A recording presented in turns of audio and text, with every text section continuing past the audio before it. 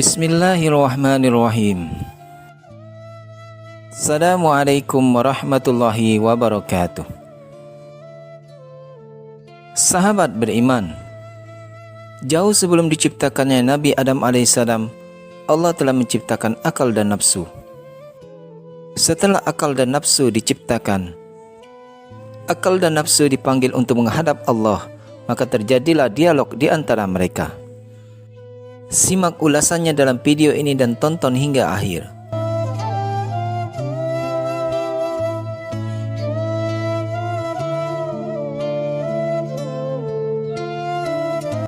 Secara bahasa, akal bisa bermakna al-hikmah atau kebijakan, atau bisa juga bermakna tindakan yang baik dan tepat. Akal juga bisa bermakna sifat.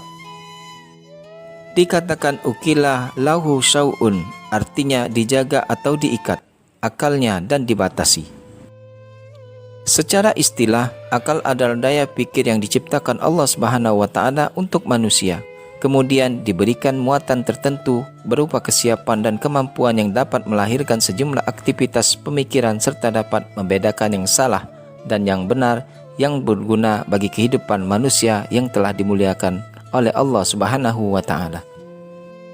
Ini tertuang di dalam Al-Quran.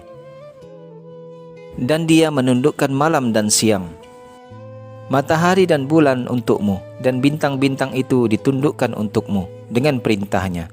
Sesungguhnya pada yang demikian itu benar-benar ada tanda-tanda kekuasaan Allah bagi kaum yang berakal. Quran Surat An-Nahl ayat ke-12.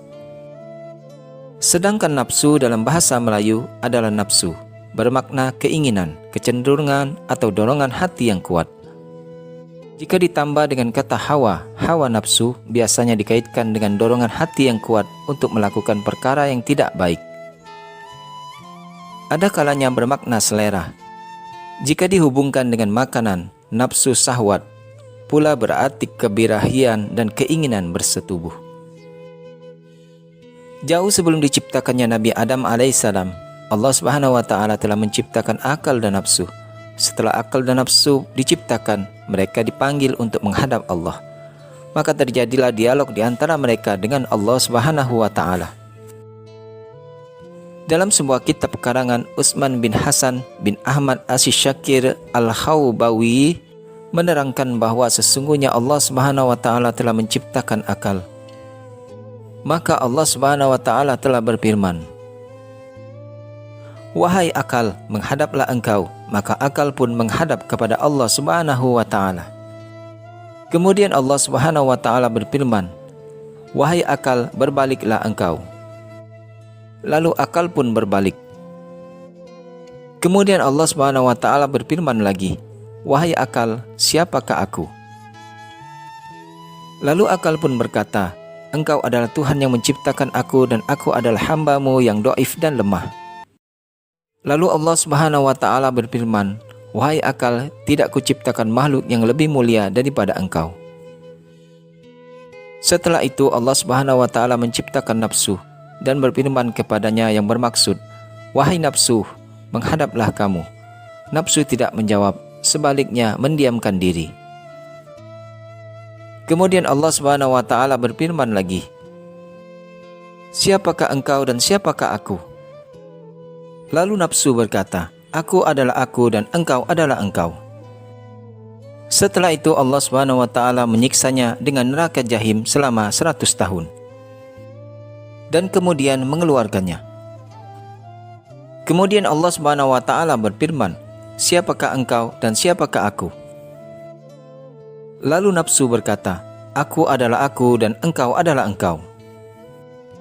Lalu Allah Subhanahu wa Ta'ala menyiksa nafsu itu di dalam neraka ju selama 100 tahun dan tidak diberi makan. Setelah dikeluarkan, maka Allah Subhanahu wa Ta'ala berfirman lagi, "Siapakah engkau dan siapakah aku?" Akhirnya nafsu mengakui dengan berkata, "Aku adalah hamba-Mu dan kamu adalah Tuhanku." Dalam riwayat lain, nafsu dihukum di neraka selama 70.000 tahun. Akhirnya nafsu mengakui juga Allah Subhanahu wa Ta'ala yang menciptakannya, walaupun sebelumnya harus mengikuti ego yang kuat tak mau mengakui keberadaan Sang Pencipta. Setelah dimasukkan ke dalam neraka lapar, nafsu tersadar dan mengakui bahwa dia adalah ciptaan Allah dan Allah adalah penciptanya. Begitulah watak nafsu sejak diciptakan, memiliki ego yang tinggi dengan keakuan yang tinggi pula, sehingga berani menentang apa yang dikatakan Allah Subhanahu wa Ta'ala. Sama halnya seperti yang terjadi di sekitar kita. Orang-orang yang menuruti hawa nafsunya, tentu dia akan melanggar apapun yang telah dilarang oleh Allah Subhanahu wa Ta'ala untuknya. Sedangkan orang-orang yang bisa mengendalikan nafsu dan akalnya berfungsi secara sehat, dia akan mematuhi segala perintah dan menjauhi semua larangan dari Allah Subhanahu wa Ta'ala. Puasa merupakan salah satu cara untuk menjinakkan nafsu yang begitu besar, ego dan kelakuan akan dirinya tanpa mengenal Sang Pencipta. Puasa inilah yang akan menjadi sarana bagi manusia untuk semakin mendekatkan diri dan meningkatkan amal ibadah yang ditujukan kepada Allah Subhanahu wa Ta'ala. Lewat puasa, manusia diajarkan untuk mampu mengontrol dan mengendalikan nafsu. Tidak boleh makan, tidak boleh minum, berhubungan suami istri dan larangan lainnya sejak terbit fajar hingga tenggelam matahari. Dengan berpuasa secara tidak langsung, manusia telah masukkan nafsu ke dalam neraka lapar, sebab tidak ada satupun makanan dan minuman yang masuk ke dalam tubuh manusia ketika sedang menjalankan ibadah puasa. Hasil akhir yang diharapkan pun sama seperti kejadian yang dialami oleh nafsu pasca awal diciptakan, agar sang diri yang memiliki nafsu tersebut mau mengakui akan keberadaan Sang Pencipta dan senantiasa menyembahnya. Jika diibaratkan hewan, nafsu adalah hewan yang sangat liar, maka dari itu manusia diminta untuk memberikan tali kekang agar nafsu di dalam dirinya tidak liar ke sana kemari dan manusia pun bisa mengendalikannya.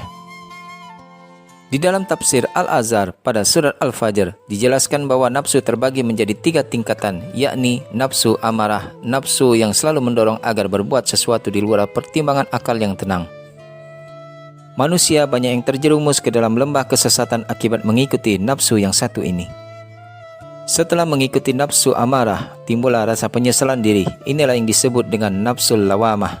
Kita lebih mengenalnya di dalam keseharian dengan istilah tekanan batin atau merasa berdosa. Dari pengalaman 2 tingkatan nafsu tersebut, yakni nafsul amarah dan nafsul lawamah, maka manusia mampu mencapai tingkatan nafsul mutmainnah, yakni jiwa yang mencapai tenang dan tentram akibat digembleng terlebih dahulu oleh penderitaan dan pengalaman. Jiwa yang telah melalui banyak jalan berliku sehingga tidak mengeluh lagi ketika mendaki, sebab yakin setelah pendakian pasti ada penurunan. Setelah itu tidak gembira melonjak kembali ketika penurunan, sebab setelah penurunan pasti ada pendakian kembali. Itulah yang disebut jiwa yang telah mencapai iman, disebabkan oleh kematangan di saat ditimpa berbagai percobaan. Jiwa inilah yang akan menjadi 2 sayap dalam kehidupan manusia, yakni syukur ketika mendapatkan kenikmatan dari Allah dan bersabar ketika memperoleh cobaan darinya. Semoga dengan berpuasa, kita dapat menjadikan akal sebagai imam nafsu, agar mudah mengendalikan dan mengontrol nafsu tetap berada di jalan Allah Subhanahu wa Ta'ala. Dengan melaksanakan berbagai kebaikan dan amal ibadah di dalam aktivitas sehari-hari. Bukan sebaliknya, nafsu yang menjadi imam akal. Maka hidup manusia akan tanpa arah dan tak jelas jika hanya mengimami nafsu yang pada hakikatnya banyak menjerumuskan manusia ke lembah kenistaan dan semakin menjauhkan manusia kepada Sang Khalik. Wallahu a'lam bissawab. Demikianlah video kita kali ini. Semoga bermanfaat dan menambah keimanan kita kepada Allah Subhanahu wa Ta'ala. Akhirul kalam, wabillahi taufik wal hidayah. Wassalamualaikum warahmatullahi wabarakatuh.